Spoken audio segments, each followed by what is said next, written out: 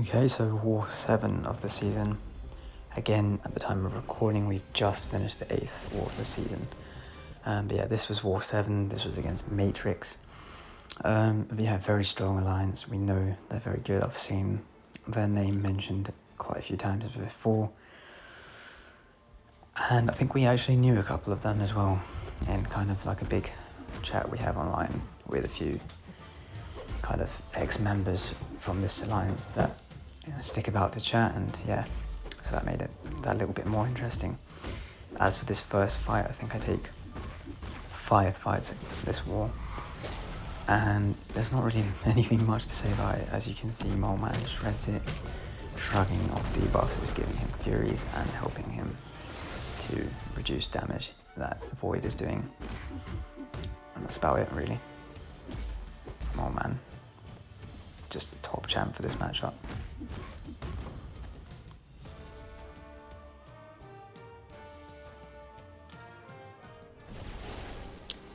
Yep, so here we go. Fight number 2 is Korg, and I am now using Claire again. I think she is actually up there for one of my top used attackers this season, so I mean, anyone who knows me knows I'm more of a Doom man, so credit to DLL, Campo and Taint, who are officers.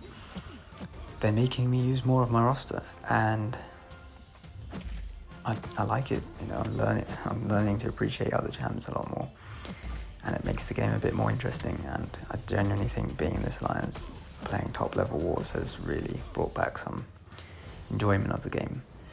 But yeah, something that's not so enjoyable is giving Korg a massive fury. Yeah, so this node, of course, you get 3 big debuffs on you, and the opponent will get a fury. The only way to get rid of that fury is to get rid of all your debuffs.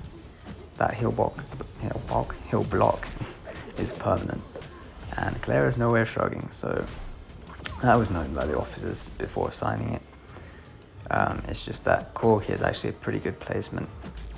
Most of the shruggers aren't really going to be great counters for Korg, so you have to kind of pick between countering the node and countering Korg, was what my officer DLL said, so we went with countering Korg. He's a bit more annoying than the node, I think most would say. So yeah, Claire works really well. Again, with Claire, she's not one of the champs I've used a lot before coming here and getting assigned to her a lot, so naturally I have a lot more questions. And when I was assigned this, Campo and DLL were seemingly waiting on the chat for me to go, you see that Korg? Do I need Claire? Like, you know, they were like, oh, we know what's coming. Can I doom it?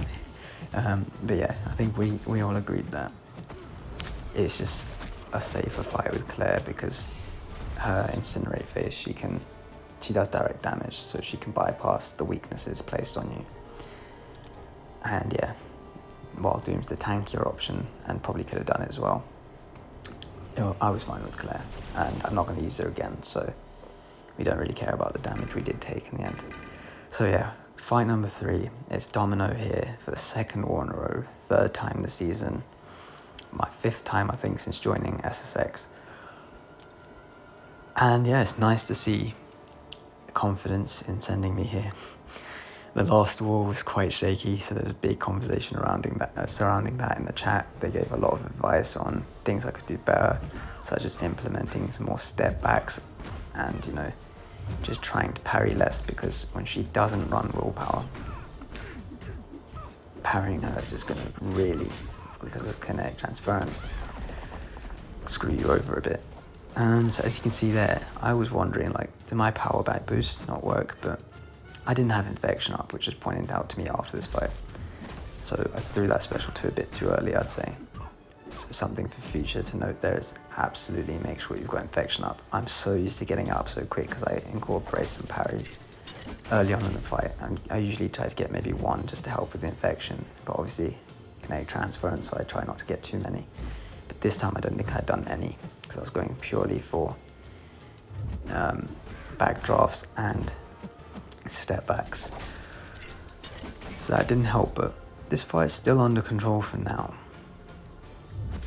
As you can see there though, blocking, taking hits to the face, suddenly we're getting backed up. She's hitting and getting a lot of power. We managed to get her special 2 out.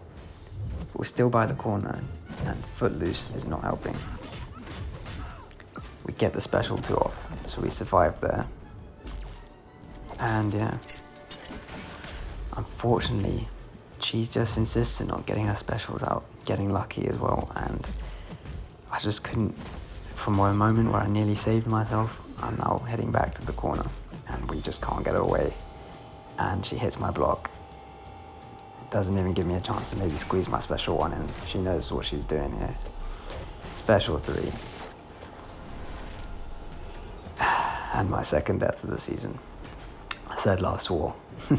We'll see. Does it go worse? It did. And yeah, it sucked, but Domino sucks.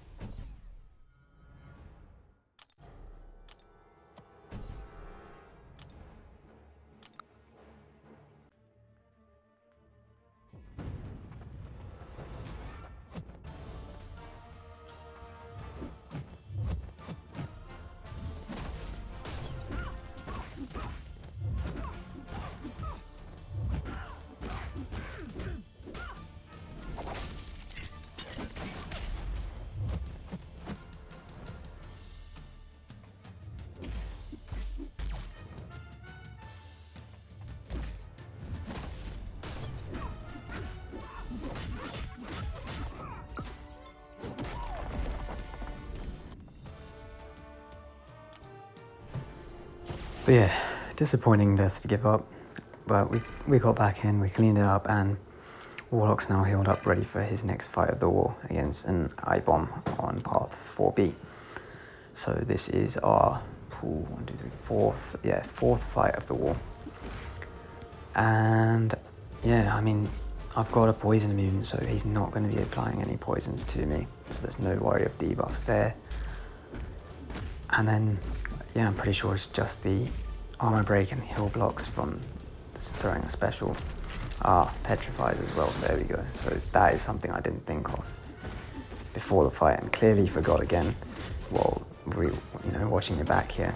So yeah, when he throws that special 1, he puts a petrify on you, and I think if you hit his block as well, weakness, debuff lands on you, which might happen at some point coming up.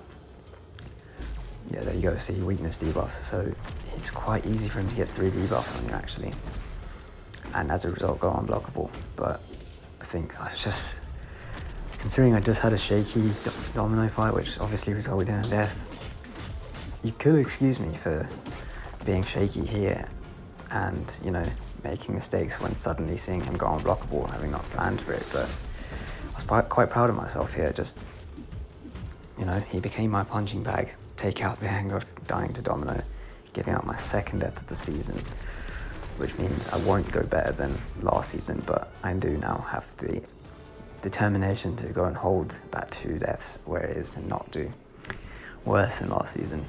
But yeah, clean that one out.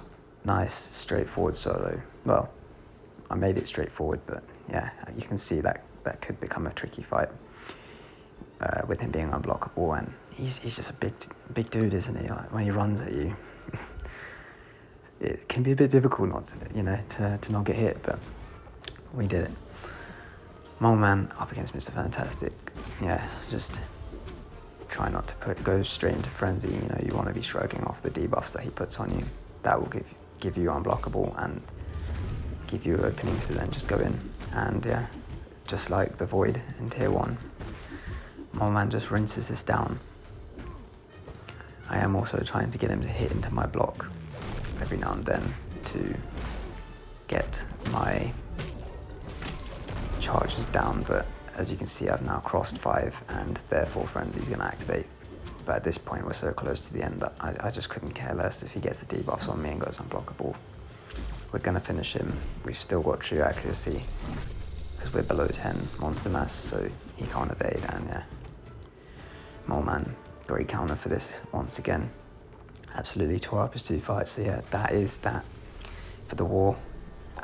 Guided with my death, of course, but overall decent performance. And from myself. And before we get to the results, I decided to open 2 more features because that evening I got my 7.3 initial clear done. America Chavez, Rogue, and now Karnak from my 3rd featured of this pool, 660. That sucks. There's no other way of putting it. Karnak, he sucks. But there is an interesting thing to point out as I go for this next one. I don't spin it, I just pop it. We get Nebula. She goes to 640. Both sucked. All 4 of my pulls so far, nothing ideal, but Karnak and Nebula in line for a buff, so we'll see how those go. As for this next bit, 5 deaths from our battle group. They got the donut against us in the BG3 opponents. So not a good war from BG3, and as you can see there, we lose 8-3. As an alliance, we lose 8-3 on deaths. I would technically call it 7-3 because one of our deaths in BG3 was a game crash, and those suck. You can't help them, so it happened to the guy. No blame on him for that. You know, you can't control those, but we could control the other 4. I was one of those 4 and felt terrible that we didn't give these guys a better fight, really. It should have been a much tighter one. I think on the screen here as well, I'd taken the screenshot a little earlier because I didn't think I'd be around for the end of war, but yeah, we closed out those last 4 fights without dying any further. But yeah, Matrix, strong alliance, well worthy of their win. But yeah, from our BG perspective, we did say like, huh? What war? Yeah, it was one of those. We're just gonna push it out of our minds, take the lessons, but push the war out of our minds and move on to the next. And see you in the next one.